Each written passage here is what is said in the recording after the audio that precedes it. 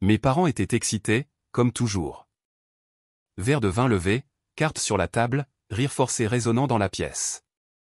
C'était censé être juste une autre soirée ordinaire jusqu'à ce que mon téléphone vibre sur mes genoux. Le message m'a frappé comme une sirène, ne réagis pas. Sors maintenant. Ne les laisse pas te voir lire ça. Le nom à l'écran était indubitable, June. Ma grand-mère, la même femme qui, selon eux, était sous sédatif dans un établissement fermé, incapable même de se souvenir de son propre nom. 2 semaines plus tôt, elle était tombée dans la salle de bain et s'était fracturé la hanche. Pendant que je paniquais à l'hôpital, mes parents ont agi beaucoup trop vite. Nous nous sommes déjà occupés de tout, une clinique spécialisée loin de la ville. Ils ont prétendu qu'elle avait besoin de soins que je ne pouvais pas lui fournir. Ils ont coupé mon accès à ses comptes, son assurance, ses dossiers. C'est mieux ainsi, Jen. Tu t'impliques trop. J'étais d'accord parce que je leur faisais confiance. Mais maintenant je voyais ce que c'était, un enlèvement. Je me suis excusé, disant que j'avais oublié quelque chose dans la voiture. Je suis sorti avec le cœur serré. Quelques minutes plus tard, un autre message est arrivé avec un code de localisation, un parc presque abandonné du côté ouest. J'y ai conduit, et la voilà, assise sur un banc en béton, voûté, un foulard bleu sur la tête. J'avais reconnu ce regard même dans l'obscurité. J'ai couru vers elle, et quand je me suis agenouillé à côté d'elle, elle a murmuré, « Ils vont t'effacer, génie, comme ils ont essayé de le faire avec moi. Écoute-moi. » Elle s'était échappée de l'établissement par une brèche dans le portail de service.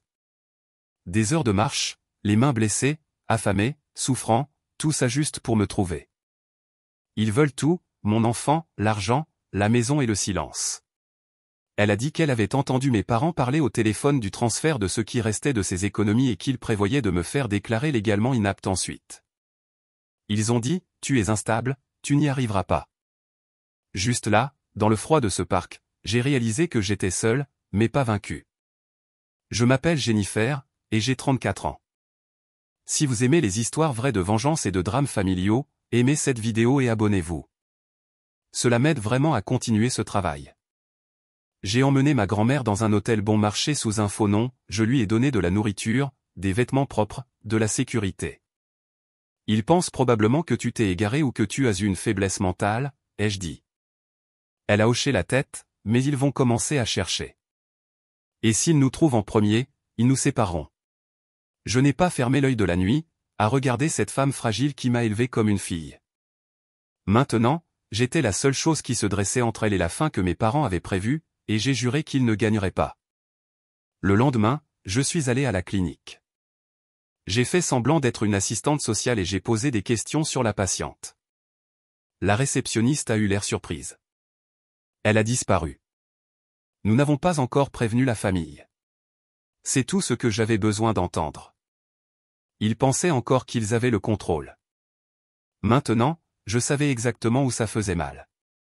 Je suis retourné à la maison de mes parents comme si de rien n'était. J'ai déjeuné avec eux.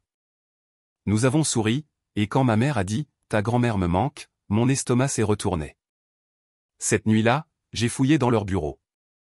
J'ai trouvé des relevés bancaires avec des transferts scandaleux, des cartes de crédit à son nom utilisées dans des endroits où elle n'était jamais allée, et, parmi les papiers, un document avec mon nom, un projet de tutelle légale, de fausses allégations, des signatures presque terminées. Mes propres parents se préparaient à me faire effacer légalement. Une fille instable obsédée par une femme sénile. Mais ils ont négligé un détail, la femme était parfaitement lucide, et elle était avec moi. Et ce qui allait arriver allait les faire paniquer, car cette nuit même, quelque chose qu'ils avaient perdu s'est retrouvé entre mes mains. Cette nuit a été la première depuis des années où ma grand-mère a verrouillé sa porte de l'intérieur. Pas à cause de la sécurité de l'hôtel, mais à cause de la peur qu'elle portait, la peur de ses propres enfants. Je me suis allongé sur le canapé dans la pièce d'un accent grave côté, incapable de fermer les yeux. Je n'arrêtais pas de repasser chaque moment des derniers mois, comment mes parents, autrefois si distants, avaient soudainement décidé de s'occuper de la femme qu'ils avaient toujours méprisée. Maintenant, la raison était claire.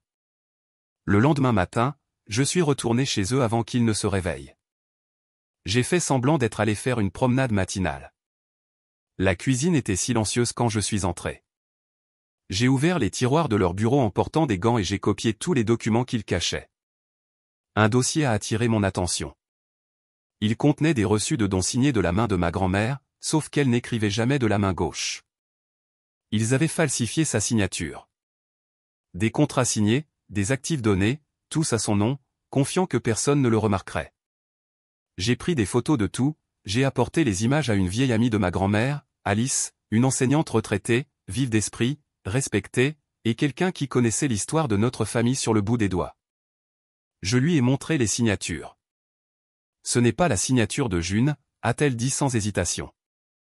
Ils paieront pour ça. Pour la première fois, quelqu'un m'a regardé sérieusement et ne m'a pas traité d'hystérique. C'est à ce moment-là que j'ai décidé que ce ne serait pas juste une vengeance personnelle. Ce serait documenté, stratégique et légal.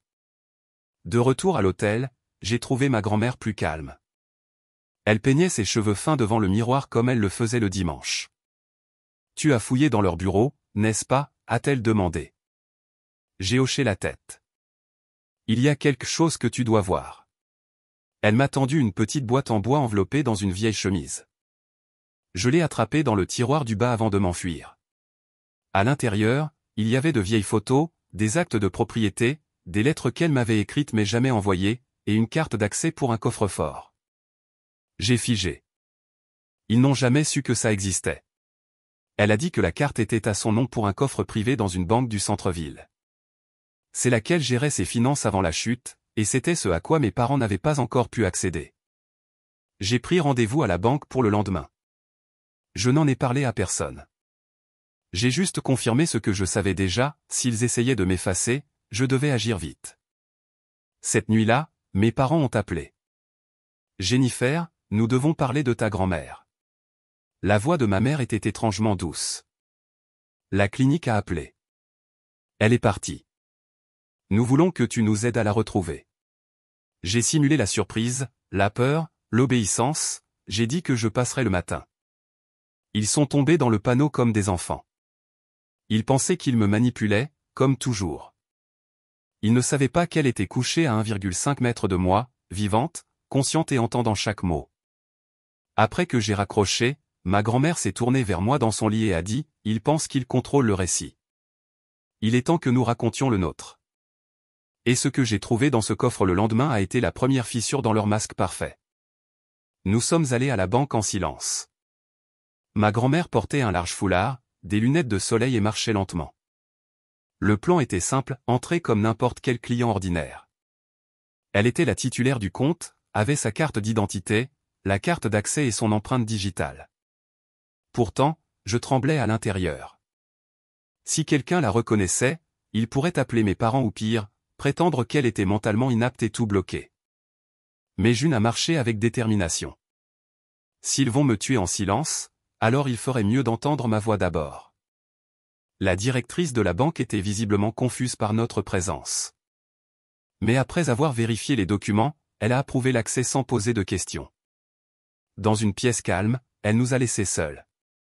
Ma grand-mère m'a regardé et a dit « J'ai gardé ici tout ce que je ne pouvais confier à personne d'autre. » Quand nous avons ouvert la boîte métallique, j'ai trouvé des dossiers reliés, de vieilles coupures de presse et 3 enveloppes jaunies avec des noms écrits à la main.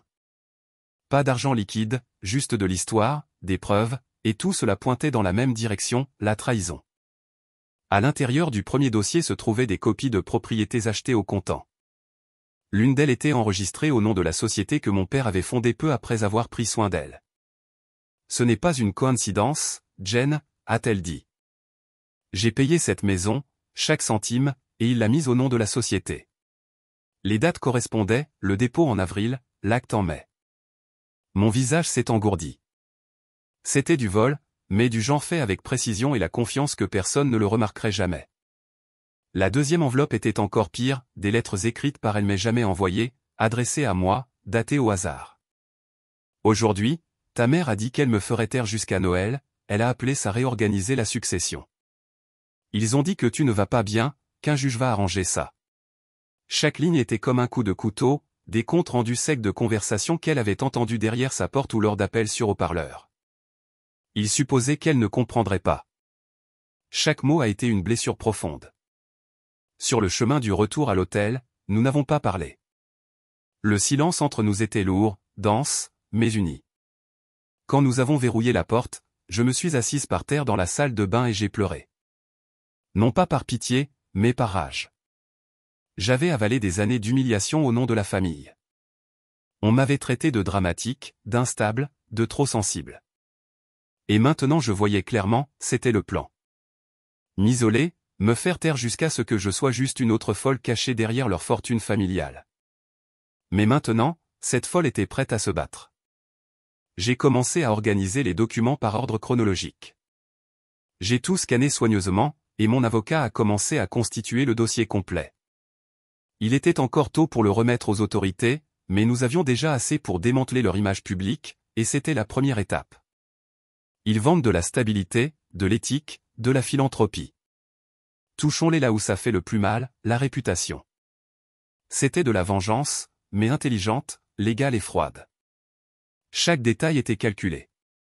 Pendant ce temps, mes parents ont redoublé d'efforts dans la farce. Ils ont organisé une réunion de famille en ligne avec des parents éloignés, affirmant que ma grand-mère avait une dépression nerveuse et avait disparu avec des documents confidentiels. Mes oncles ont pleuré. Un cousin a dit qu'il priait. Et tout cela s'est produit pendant que June regardait en silence de l'autre côté de l'écran, les poings serrés. Ils veulent que le monde ait pitié d'eux, a-t-elle murmuré. Mais il viendra un moment où plus personne ne pourra les regarder dans les yeux. Cette nuit-là, elle m'a tendu une note qu'elle avait gardée dans son soutien-gorge depuis le jour de son évasion, et la personne qui l'avait écrite pourrait tout détruire d'une seule phrase. La note était froissée, presque illisible, mais le nom en bas m'a coupé le souffle, sincèrement, docteur Warren. Je connaissais ce nom. C'était le gériatre de ma grand-mère depuis qu'elle avait pris sa retraite, un médecin éthique et respecté et l'un des rares à n'avoir jamais accepté les faveurs que mes parents offraient aux professionnels. Il me l'a donné le jour où ils m'ont transféré, a-t-elle dit. Il m'a vu me faire administrer des sédatifs et s'est méfié. Il me l'a glissé quand personne ne regardait. Dans la lettre, il a écrit qu'il démissionnait de la clinique en raison de désaccords avec la direction. Il a dit que si jamais il arrivait quelque chose à June, il serait prêt à témoigner. C'était une promesse, mais aussi un risque. Si mes parents savaient qu'il était toujours là, ils essaieraient de le faire taire, lui aussi. Je devais le trouver avant eux, et je devais le faire sans laisser de traces. Dans leur jeu, j'avais maintenant 3 coups d'avance. J'ai trouvé son adresse grâce à une ancienne carte de la clinique et je suis allé seul dans une petite maison de plain-pied dans un quartier calme.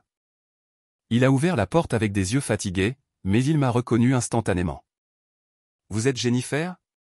J'ai hoché la tête. « Elle est vivante ?» Il avait l'air stupéfait. Je lui ai tout raconté, je lui ai montré les papiers. Il a écouté en silence, puis s'est lentement assis et a sorti une copie de cette même note. Je l'ai gardée au cas où. J'ai toujours su que quelqu'un finirait par se pointer un jour. Il a dit qu'il pouvait rédiger un rapport signé, qu'il avait été témoin de l'administration de médicaments incorrects, de la falsification des dossiers, et qu'il avait essayé de le signaler, mais qu'il avait été menacé. Votre père a dit qu'il ruinerait ma carrière. Il m'a tout remis, puis il m'a regardé droit dans les yeux, ne la laissez pas y retourner. Cet endroit n'est pas un lieu de soins. C'est une fin. Je suis parti en tremblant mais rassuré.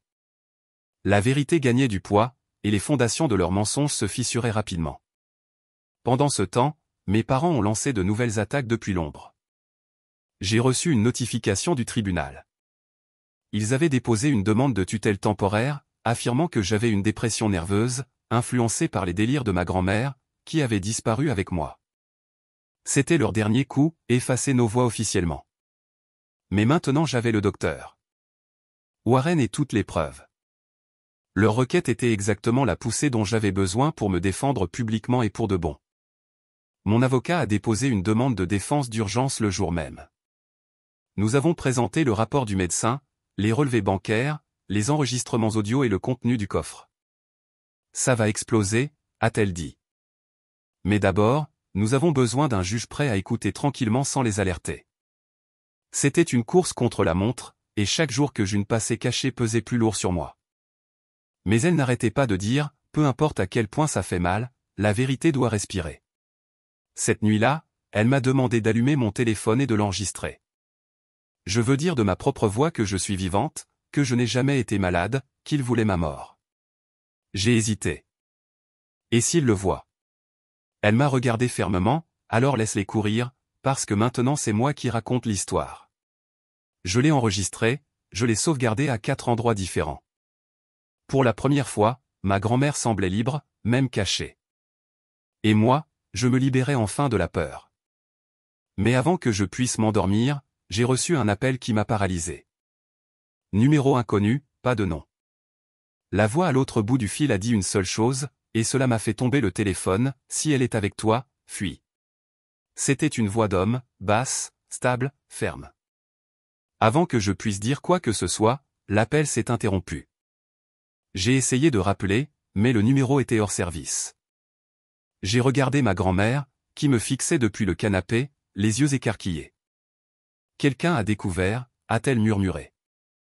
J'ai verrouillé les portes, tiré les rideaux et éteint tous les appareils dans la pièce. Le silence qui a suivi était étouffant. Je ne savais pas s'ils étaient proches ou s'ils testaient juste notre peur.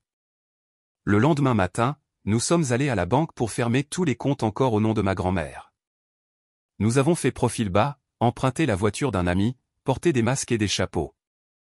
Nous avons réussi à transférer le peu qui restait sur un compte sécurisé et à bloquer le reste avec une autorisation légale. C'était une façon de protéger ce qu'ils essayaient encore d'atteindre. Chaque mouvement était lent, mais chirurgical, et je savais que plus nous serions silencieuses maintenant, plus le bruit serait fort plus tard. Pendant ce temps, la nouvelle de la demande de tutelle s'est répandue dans la famille. Mes parents ont envoyé des copies à mes oncles, à de vieux amis, même à des voisins d'enfance, un appel en ligne plein de fausses inquiétudes. Ils ont montré de vieilles photos de ma grand-mère et ont dit qu'elle s'était perdue dans la démence, et que je l'avais emmenée par peur d'affronter la réalité. C'était dégoûtant mais prévisible.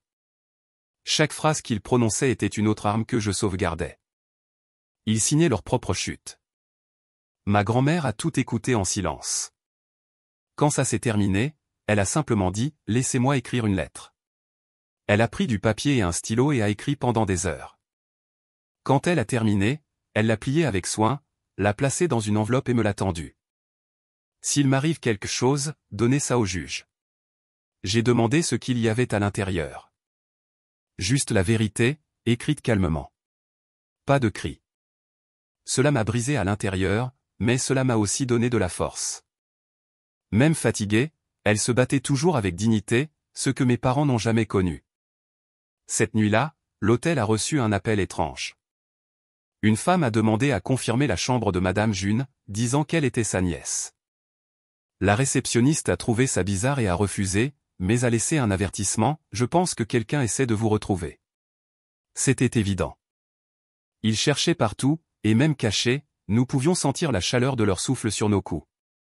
Mais fuir n'était plus une option. La seule issue maintenant était de traverser. Avant d'aller au lit, j'ai remarqué que quelqu'un avait trafiqué notre porte.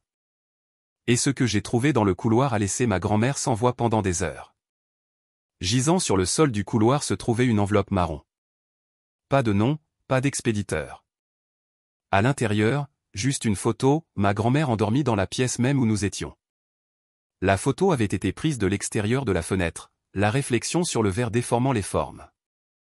Au dos, une seule phrase: ça pourrait se terminer plus facilement. Mon corps entier s'est figé. Ce n'était plus de la surveillance. C'était de l'invasion, de l'intimidation, un avertissement clair qu'ils étaient proches, plus proches que je ne le pensais. Ma grand-mère a tenu la photo pendant plusieurs minutes sans dire un mot. Puis elle l'a lentement pliée, l'a déchirée en morceaux encore plus petits et les a jetés dans les toilettes. Ils ne me verront pas craquer, mais j'ai vu la peur dans ses yeux, et j'ai senti la mienne grandir avec elle. J'ai appelé mon avocat et je lui ai tout raconté.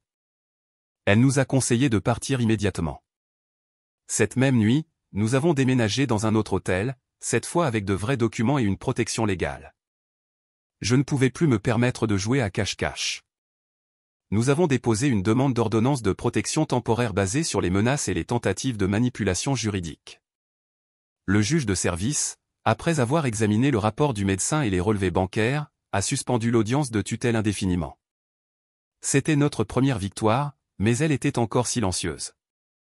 Rien n'avait encore été rendu public. Mes parents contrôlaient toujours le récit, et la presse ne pouvait toujours rien publier. Nous étions en train de gagner, mais personne à l'extérieur ne pouvait le voir. Le lendemain, ma mère m'a envoyé un message. Froid, direct. Tu ne vas pas gagner cette guerre, Jennifer. Ne joue pas avec ce que tu ne comprends pas. C'est drôle de voir comment elle écrivait comme si elle était la victime, comme si la femme qui avait abandonné sa propre mère dans une clinique poubelle avait le droit de parler de moralité. Je n'ai pas répondu, mais j'ai sauvegardé le message. Une autre pièce du puzzle, un autre enregistrement de leur cruauté raffinée enveloppée de sourires et de robes du dimanche. La journaliste à qui nous avions parlé nous a averti qu'elle subissait des pressions de la part de son rédacteur en chef. Ils ont pris contact, ont menacé de poursuivre si nous publions leurs noms. Elle a demandé si nous étions prêtes à rendre publics les noms, les documents, tout. J'ai dit oui. Ma grand-mère a hoché la tête à côté de moi. Il n'est plus question de protéger ceux qui ont toujours essayé de nous effacer. Je veux que le monde sache qui ils sont. C'était le moment.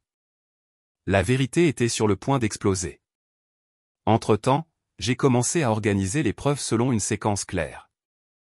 J'ai constitué un dossier avec des dates, des photos, des documents, des enregistrements et le témoignage complet de ma grand-mère, le tout vérifié par des professionnels. J'ai envoyé les premières copies à mon avocat, aux journalistes et à un contact de confiance au bureau du procureur de district. Ce n'était plus une querelle familiale.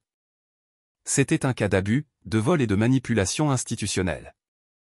Et maintenant, il y avait des noms, des visages et des dates.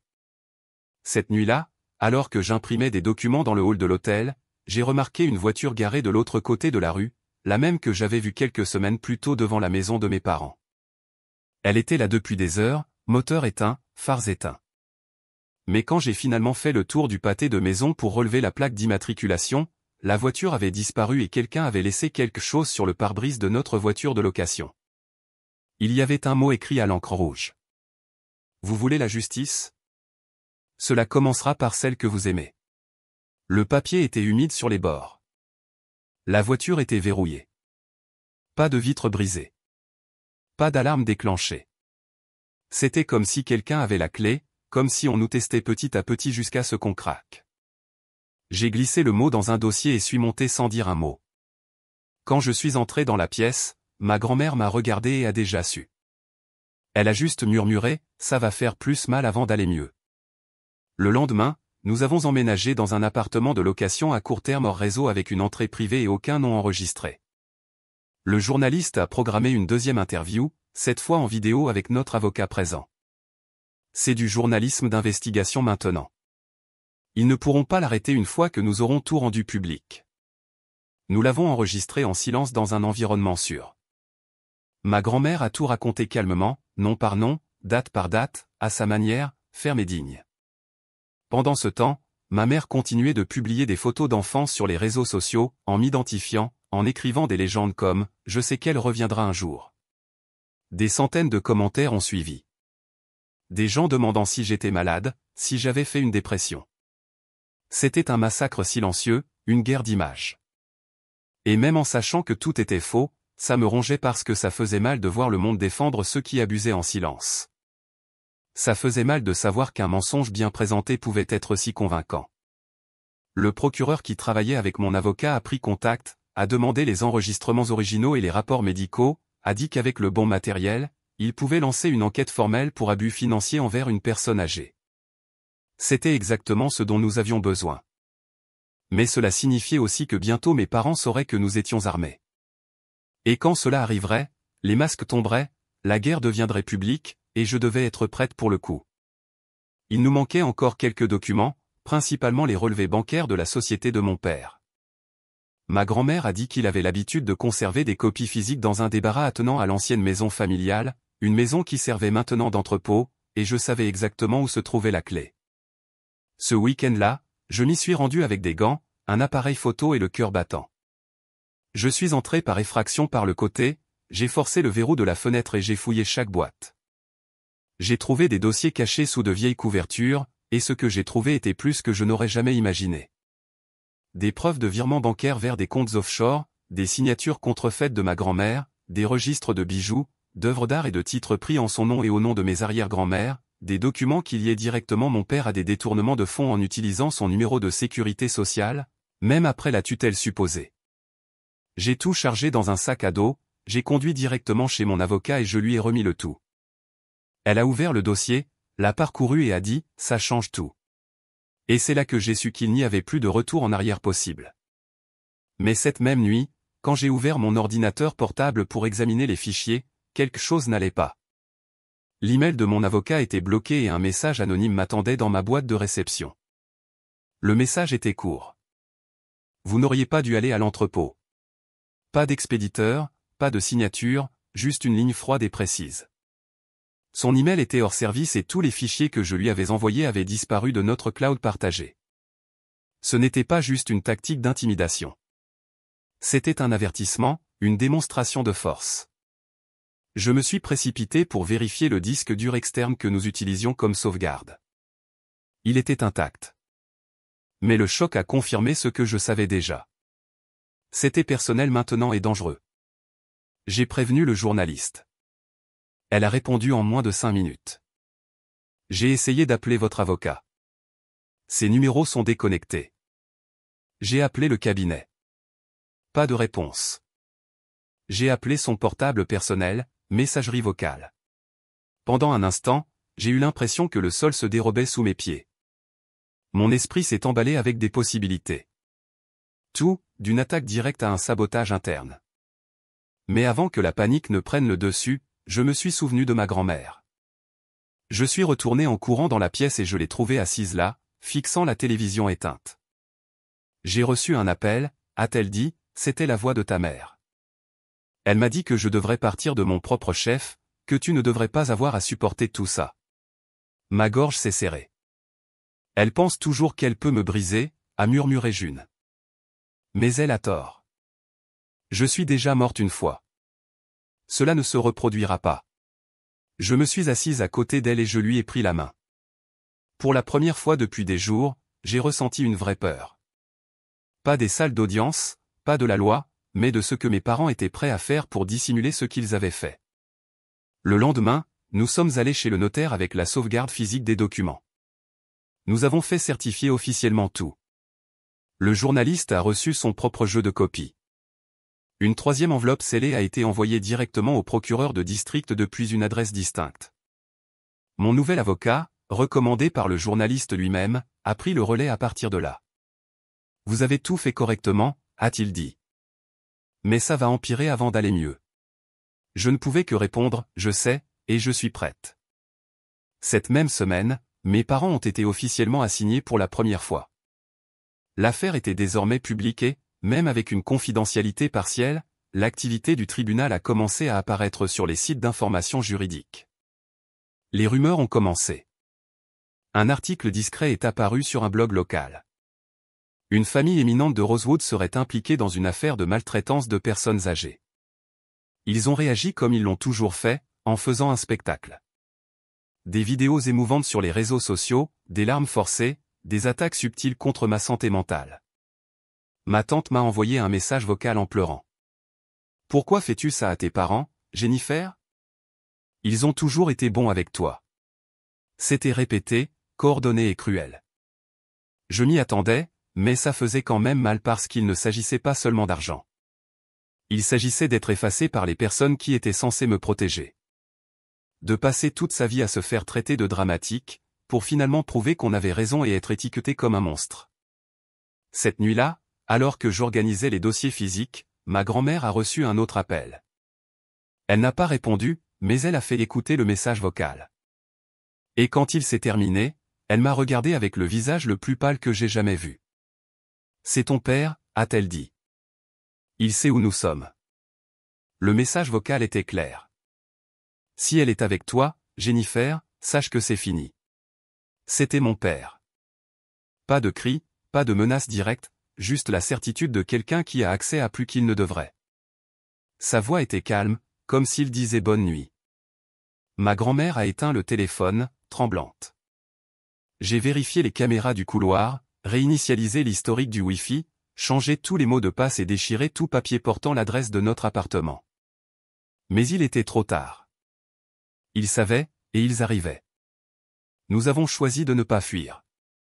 C'est exactement ce qu'ils voulaient, que nous disparaissions, que nous abandonnions tout. Au lieu de cela, nous avons accéléré le processus. Le journaliste a publié le premier article ce dimanche soir. Une femme âgée, présumée sénile, réapparaît, dénonce un réseau d'abus financiers géré par sa propre famille. L'image de June tenant son certificat de naissance et un document qu'elle a elle-même tapé est devenue virale. Personne ne savait où nous étions, mais maintenant tout le pays savait qui nous étions. Le lendemain, nous avons reçu notre premier appel de soutien, un ancien voisin de mon grand-père. Il a dit qu'il avait toujours trouvé suspect la façon dont ma grand-mère avait soudainement disparu de la ville. Il a proposé de faire une déclaration. Peu de temps après, une ancienne secrétaire de la société de mon père a contacté le journaliste. Elle a dit qu'elle avait des emails, des mémos vocaux et des rapports financiers internes. Ils ne payaient même pas leur propre personnel. Si ce n'était pas pour les apparences, ils ne se souciaient de rien. Chaque heure, une nouvelle fissure dans leur masque. Mes parents se sont tus. Pas de message, pas de déclaration publique, rien.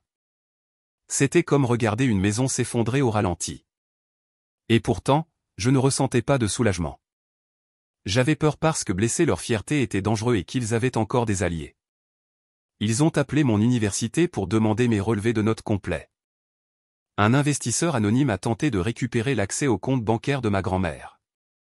Ils ont tout essayé, mais tout était déjà verrouillé avec le bon nom en haut. Pendant ce temps, ma grand-mère a commencé à tomber malade. Le stress a affecté sa tension artérielle, sa respiration. Elle a commencé à tousser la nuit. Je voulais l'emmener à l'hôpital, mais elle a refusé.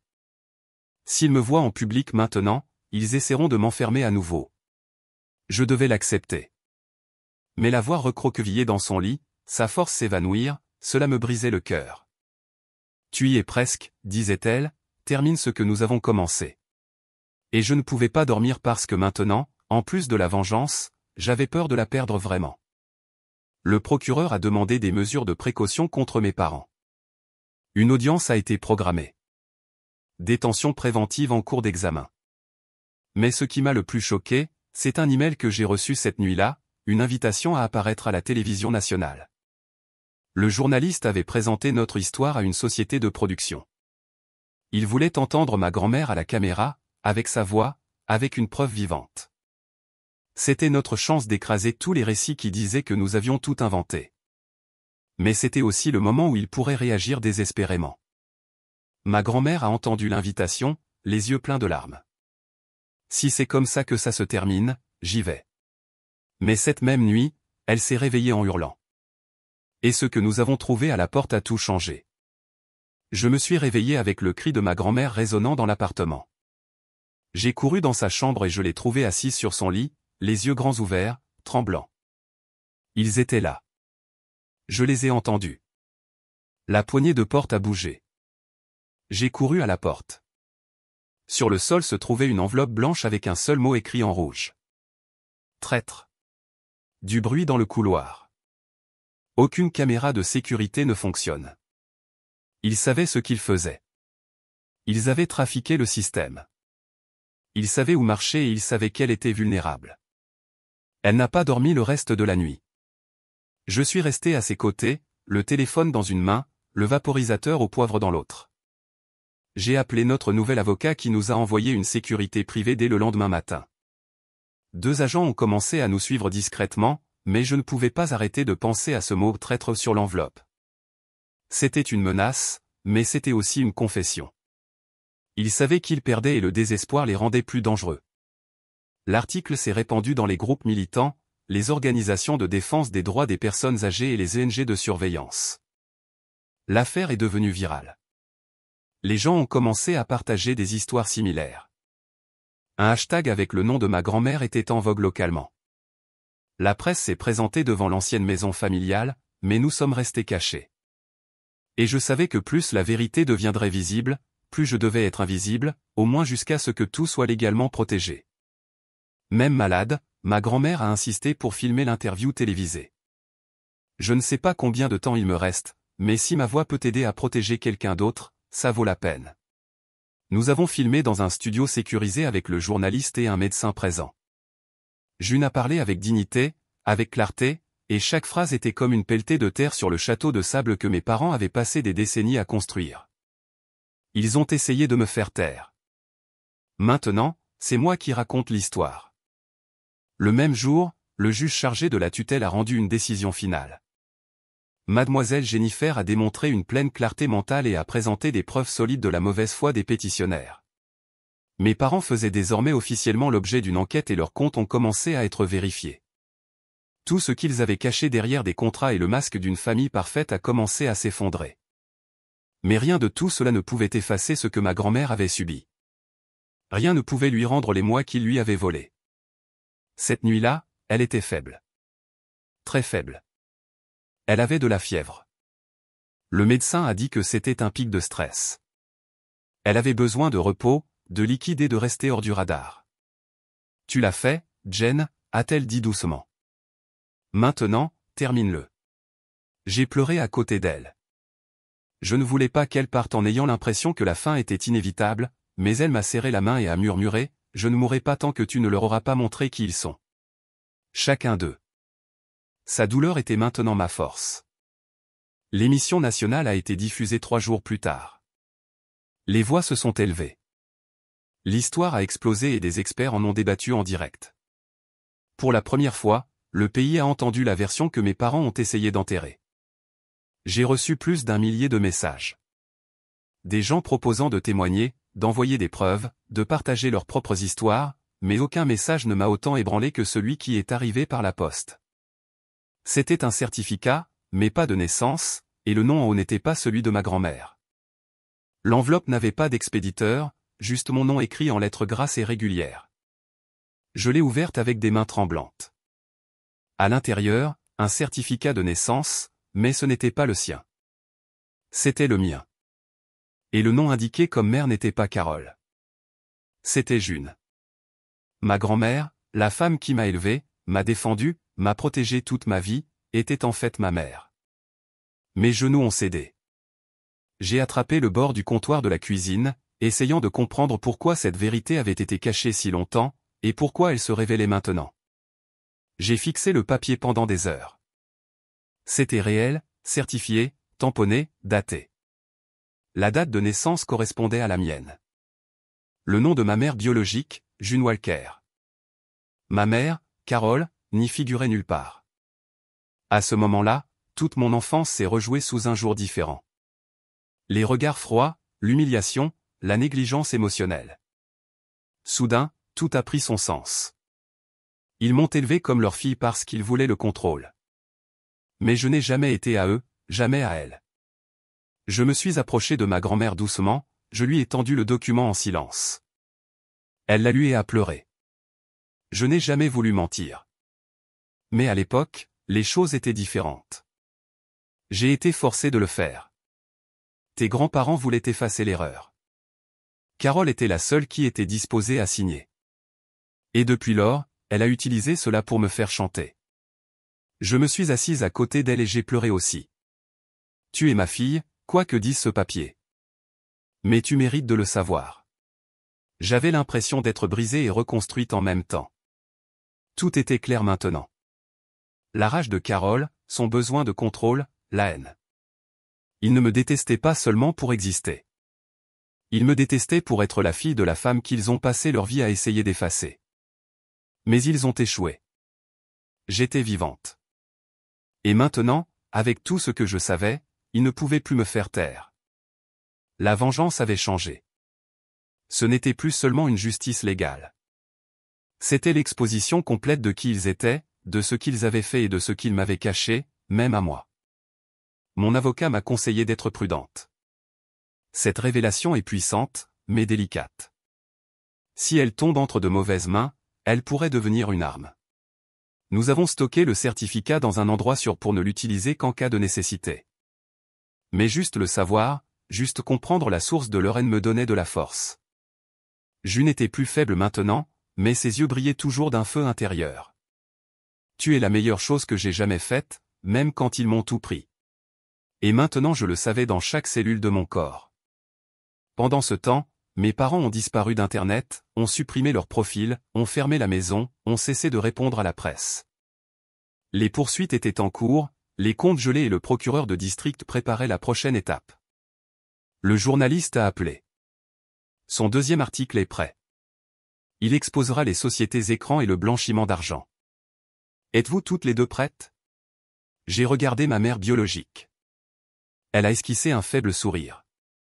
Maintenant, ils sauront ce que signifie être vraiment invisible. Cette nuit-là, une livraison a été déposée à la réception. Pas d'étiquette, pas de note, juste un objet, petit, ancien, et quelque chose que ma grand-mère n'avait pas vu depuis le jour où j'ai été arraché de ses bras. À l'intérieur de la boîte se trouvait un minuscule chausson de bébé blanc, tricoté à la main. Ma grand-mère a porté sa main à sa bouche. Je l'ai fait quelques semaines avant ta naissance. Ses yeux se sont remplis de larmes. Ils m'ont dit qu'ils l'avaient jeté, que je devais oublier. Elle l'a ramassé doucement comme si elle tenait un morceau de temps. Et à ce moment-là, j'ai compris. Ce n'était pas juste un chausson. C'était le souvenir vivant de tout ce qu'ils avaient essayé de voler. Maternité réduite au silence, amour caché. Il n'y avait pas d'expéditeur. Mais nous savions qui l'avait envoyé. Carole. Et ce n'était pas des excuses. C'était un signal désespéré. Ils savaient qu'ils avaient perdu. Savaient qu'ils n'avaient plus le contrôle. Que leur version de la vérité s'effondrait. Le deuxième article a été mis en ligne le même jour. Il exposait les fausses sociétés, les transferts internationaux, les documents falsifiés et les registres altérés. Et au centre de tout cela, Carole Walker, fille, mère, escroc, tout défait dans un titre. Le procureur de district a déposé des accusations formelles pour abus financiers envers une personne âgée, tentative de fraude successorale et obstruction à la justice. Le tribunal a accepté. Mon père et Carole ont vu leurs actifs gelés, leurs entreprises faire l'objet d'une enquête et leur réputation détruite. Les mêmes personnes qui les louaient autrefois se sont maintenant détournées. Sponsors, partenaires, même famille. Il n'y avait plus de masque, plus d'admiration publique. Le silence qui m'a suivi toute ma vie est maintenant tombé sur eux, et je n'ai fait que regarder. Ma grand-mère a été hospitalisée peu après pour des soins de longue durée. Elle était faible, mais en paix. Tu l'as fait, génie. Tu m'as rendu mon nom, mon histoire. Je ne mourrai pas petite. Et elle ne l'a pas fait. Elle est vivante. Elle vit avec moi. Son nom est sur chaque document, chaque porte de notre maison. Carole a essayé de faire appel, a affirmé que je l'avais manipulée, a tout déformé, mais personne n'a écouté parce que maintenant les voix qu'ils ont essayé de faire taire parlaient plus fort que n'importe quel vieux mensonge. Le journaliste a remporté un prix pour la série. L'affaire est devenue une référence nationale en matière de protection des personnes âgées et d'héritiers effacés. Nous avons reçu des lettres d'autres familles, d'autres victimes. Mais ce qui m'a le plus ému, c'est une lettre que j'ai trouvée parmi les vieux papiers de ma grand-mère, écrite à la main, datée du jour de ma naissance. Si elle le découvre un jour, j'espère qu'elle ne me détestera pas. Mais je veux qu'elle sache. J'ai toujours été proche, même quand on m'a dit de disparaître. Aujourd'hui, elle marche lentement, mais avec détermination. Certains jours sont meilleurs que d'autres. Mais chaque soir avant de s'endormir, elle accroche le minuscule chausson blanc à son chevet pour lui rappeler que rien de tout cela n'a été vain. Que la vérité, lorsqu'elle est portée avec courage, peut vraiment réécrire les destins. Que même le silence peut être une arme. Et que certaines vengeances n'explosent pas. Elles se règlent tranquillement, démantelant ceux qui pensaient ne jamais être touchés. Parce que parfois, ce qui détruit une famille, ce n'est pas le scandale. C'est la vérité dite fermement par quelqu'un qu'il n'aurait jamais cru capable de parler. Si cette histoire vous a ému, veuillez aimer la vidéo et vous abonner à la chaîne. Votre soutien m'aide à continuer à partager de vraies histoires de vengeance et de drames familiaux avec le courage que le silence cache si souvent. Et dites-moi dans les commentaires quelle partie de cette histoire vous a le plus choqué.